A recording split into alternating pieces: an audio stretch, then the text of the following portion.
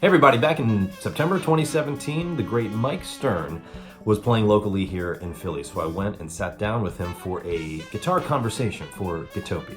Fast forward about 18 months later, and here it is. The footage was lost, my bad, but better late than never. Enjoy.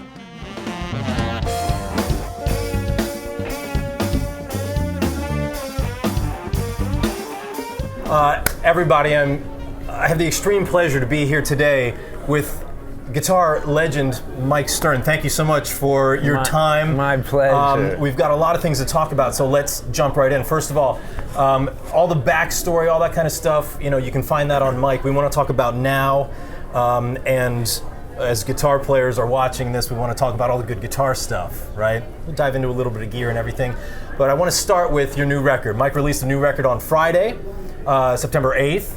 And I just mentioned to Mike that I listened to it 4 times already, and I think it is. I think it's really amazing. Man, thank you. Jazz, funk. I hear some world, some bop in there, some big band kind of stuff. Now, two words that I want to say: horn sensibility. Yeah. Worked with Miles Davis and so many other amazing players throughout the years. When you're writing a record like this where you can just easily hear the horn coming through in your guitar playing, is this something that was from a very, very early age? Were you drawn to horn but just happened to put it on guitar? No, okay. No, I was more like, I started off kind of as a rocker, as a blues rocker, and that's what I was into. I was listening to Hendrix, and I grew up in the 60s, so all that great stuff that I still dig, And then my mom used to play jazz records around the house. Not so much guitar, but there was all this other cool stuff, and I took some of I used to play along with the records, with Led Zeppelin records, or Jeff Beck, or lots of blues records, and a lot of Motown stuff that was on the radio. I grew up in Washington, D.C. There was a lot of soul music on the radio. I used to play along with that. Not really learning how to read at that point, a little bit, but not a whole lot, a whole lot of lessons, just kind of by ear. And then my mom used to play a lot of jazz records around the house, so I took some of those records to my room to try to play along, and I got lost immediately.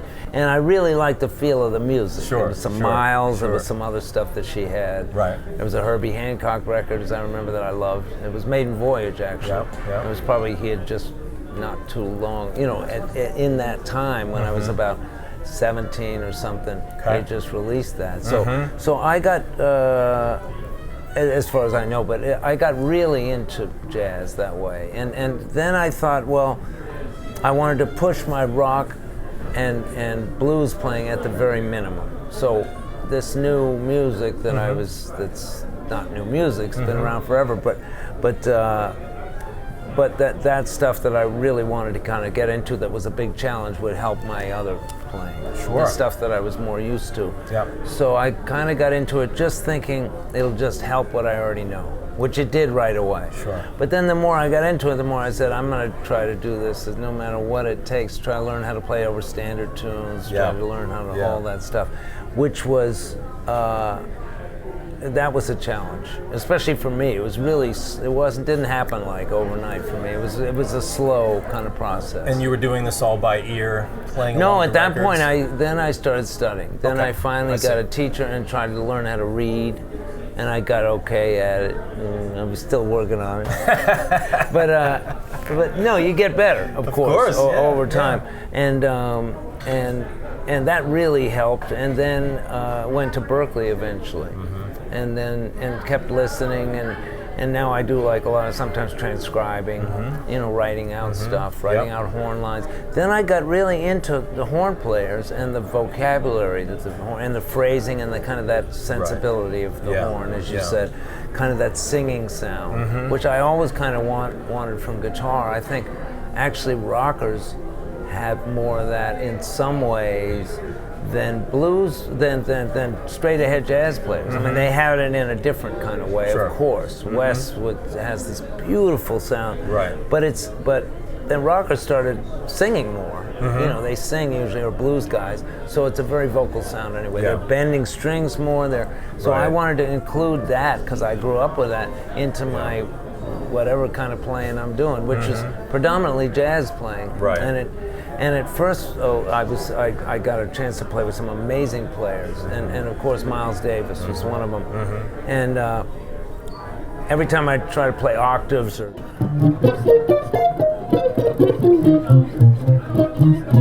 he would say, "None of that, man. That makes me feel old." He wanted me to turn up and play like Hendrix. There you go. Play like Hendrix.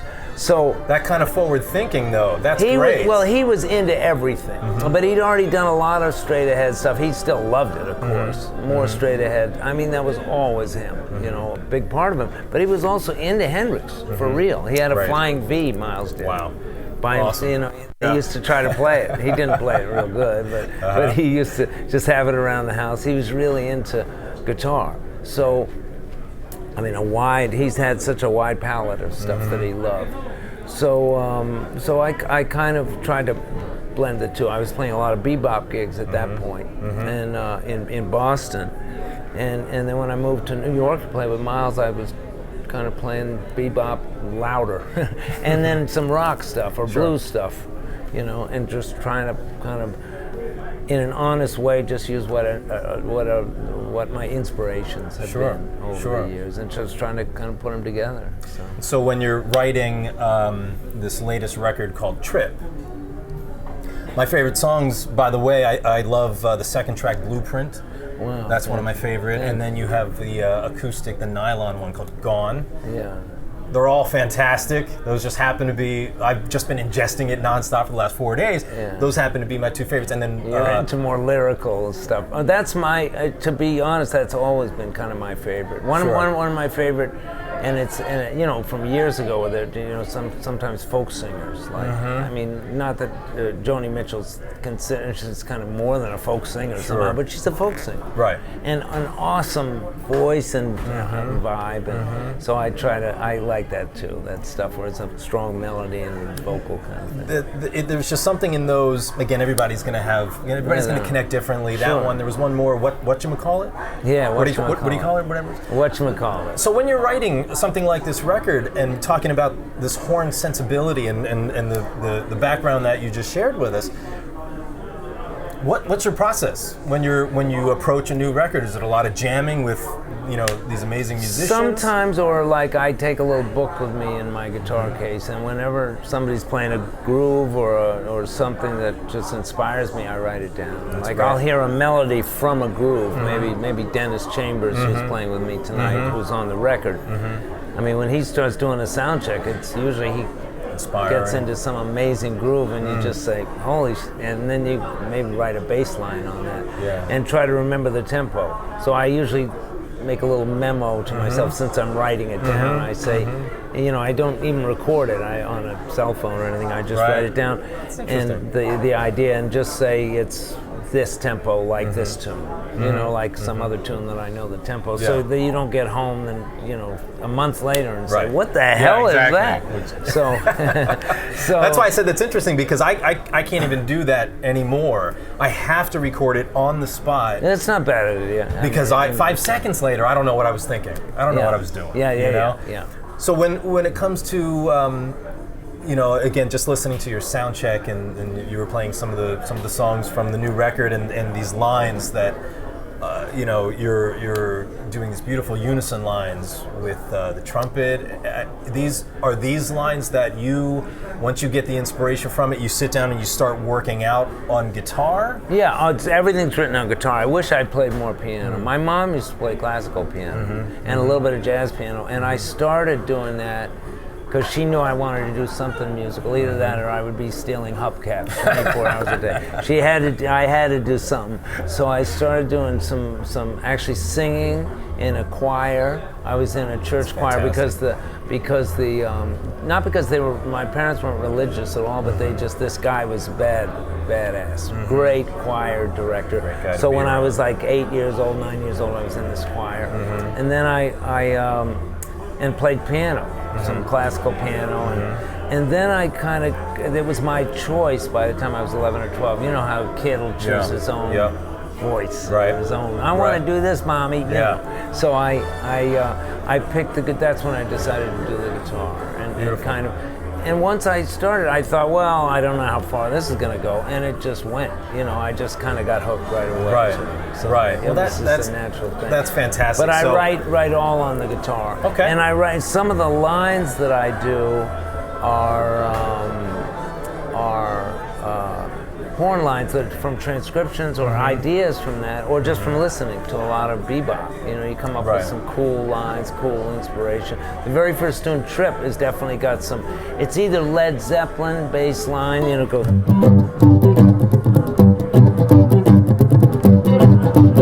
Or it's Salt immigrant Peanuts. Song going on. And, or it's that one. Or it's Salt Peanuts, Dizzy Gillespie. Yeah. It's some of that. So it's kind of a. Right. I just let it go, and if it comes, and writing, it seems to me, is like everything else. It's 10%, inspiration. The rest of it is a pain in the ass. And to finish it is the main thing. At one point, I was too shy to finish anything. I just thought I'd get to the bridge, I'd try to finish the bridge, and I just thought, I played over the A section a bunch. It sucks in the first place, so I rip it up. I got a really great teacher, a guy named Edgar Grana, that I studied with for a little while. And the main thing, I think, of all the cool things he showed me was just to finish what you start. Finish a song. Right. And you can judge it later. Don't judge it. He said plenty of people will do that. Yeah. He said, don't you get in the way of it. Just finish it. Don't be too self-critical. Right. You can throw it away later. You can write a second draft, which is a lot of what people do. Third draft, you can change it up. Yeah. So that got me kind of writing. And so the inspirations come from different, some of the same stuff I was talking about. Very important point. I was going to kind of recap for students watching. One, if you want to get into a genre like jazz, listen. Yeah. 2, transcribe, learn your standards, finish a song. Because so many people defeat themselves. They'll come up with something, whatever it is. Here's a bad cat. Please. But something simple like that, and they'll say, that's cool, I don't know what to do with it. Yeah. So forget it, I'm done. Totally. And they think that the whole thing is going to come out of the sky and right into the fingers, and that's how you write the song. But any little thing can become a really cool thing. That's the thing. It really can. And I mean, real writers, which I am not like a serious all the time writers, but the guys that I know that do that, or the people you've heard about, like Bach wrote, so he was a great organist, but he used to write he just write all the time. There was so much stuff that he wrote, pieces, beautiful music that he wrote. I guess they found stuff written, that fish, he was writing fish, wrapping fish up in, like in his music. In his music, he said, I got enough of this stuff. I need something. Where's a piece of paper? Can you imagine? Yeah. So, I don't want to take up much more of your time. You got a show here to do. I want to touch on this injury that you had, more than an injury. Yeah, it was a year back. This was a year ago. And that's one of the. For me, the title Trip it could be a number of different things. Sure. It could mean a whole lot to. You got a great sense of humor, by the way, to be able to look at this and. You got to try to kind of get something going on in the opposite direction. Right. Because you can't get dark with anything. I mean, I'm a champion at doing that over the years, and it never worked. Yeah. If it worked, if darkness worked, I would sell it on the street. But it don't work for me. It's you got to try to kind of keep going and keep a positive attitude as much as possible. Not everybody has that all the time. Least of all me. It's easy to not be positive. And we all get down, but there are students that I have that they're depressed about their playing, for instance, and because I was depressed, I almost threw my guitar out the window when I was trying to learn jazz. And as I often tell people, and which was true, I lived in a basement apartment, so I wouldn't have done much to my guitar. but it was an effort, and it felt very like I can't get this shit. I'm dumb. All my insecurities come up, and then I just figured, what the hell else am I going to do? I'm doing this now. I'm going to go for it and see. Right. And I had some good teachers that were saying, learn the vocabulary. It's like learning a new language. Just as awkward at first, And then the more you do it, the more fluent you get. And then it becomes more fun, but it's still a pain in the ass for a while, and then it really gets more fun, you know? Right. So that's kind of, I took that advice. So with this injury, I fell on some construction that wasn't supposed to be in there on my street, 23rd Street in New York, and in New York City. I live in Manhattan, and have been there since I was playing with Miles. I moved from Boston to play with Miles. Early 80s. Early 80s. And anyway, there was this piece of construction that was useless and kind of camouflaged in the middle of the road. And you look most of the time on both sides of the street, and you look which way you're going. And I tripped on this thing, not running fast or anything, but after I lost my balance, I was moving real fast with my legs to try to, try not to get your balance. To try to catch the rest of my body, which was going towards the opposite side of the street, and unfortunately, that's where it wound up. And I kind of fell like this. So both these, the humerus bones, not the shoulders, but the top of the humerus bones. I don't know why the hell they call them humerus bones, and now I'm really mystified. But these were broken. This was broken in like 4 places. This was clean. So this hand is cool. I don't have to be Django Reinhardt, thank God. But this is a drag because it's got nerve damage, which never happens. That was another incredibly unlucky thing. Usually from a break here, it's just a break here. My hands were great when I went to the emergency room. 3 or 4 days later, before the surgery, this stuff had happened, and it hasn't come back. So there's a friend of mine named Ray Levere. You talk about a spirit. This cat is a drummer who got badly burned when he was a kid. He's got, all of his face, his body. And his spirit is just awesome. And he plays the drums like a motherfucker, man. He really plays beautifully. Awesome. And he has hands like this, where there's no past this joint, that's it. Wow. And so finally I called him, and because I was struggling, how am I going to keep this? I had to get some kind of a couple surgeries just so I could hold a pick. But it wasn't sticking. So I said, what am I going to use? Different kind of glue. I don't want to use Gorilla Glue or whatever that stuff. It'll never come off. Maybe that's a good idea. But so then I called Ray, and he said, try wig glue. Glue that Donald Trump uses. So I tried it, and it's working, Good. And then there's more stuff. The doctor that I see is a badass, and he's seen a lot of amazing guitar players. I shouldn't even mention them, but everybody's heard of them. They're very famous, and he's done a lot of work with a lot of people, sports guys, and then just everybody that hurts hand and arm. He's a hand and arm specialist. I wish I'd gone to him first. Wayne Krantz, a great guitar player, and beautiful friend of mine. He really saved my ass by recommending this guy eventually, because the hospital had not recommended the right person. Very good person, but it was more for the shoulder. And this guy knew much more about all of this. So that's who I'm seeing now, so he's helping me out. But the main thing is you find a way if you want to fucking do it, man. Where there's a will. And I mean, if you never said anything to anybody, nobody would know the difference, because you're ripping.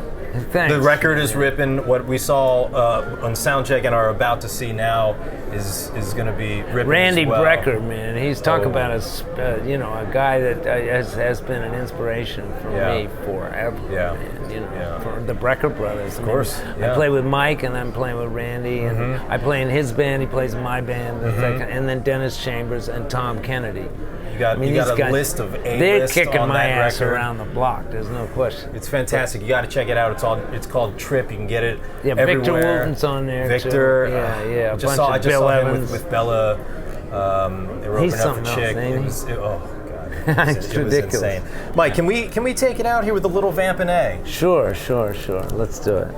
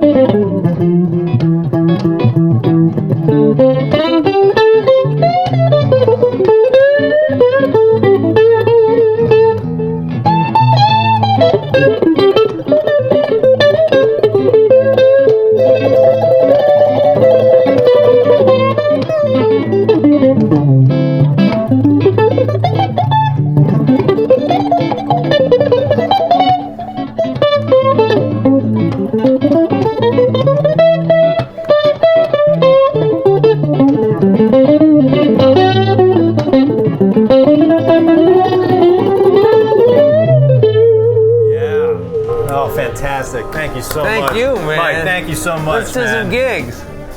Anytime. This gets bad. Please. Thank you so much, Mike. Yeah, really, thank really you. amazing. Thank you. Have an amazing gig. Pick up Mike's new record, Trip, everywhere. Mike, thank you so much. Thank you, man. Excellent. Thanks, bro.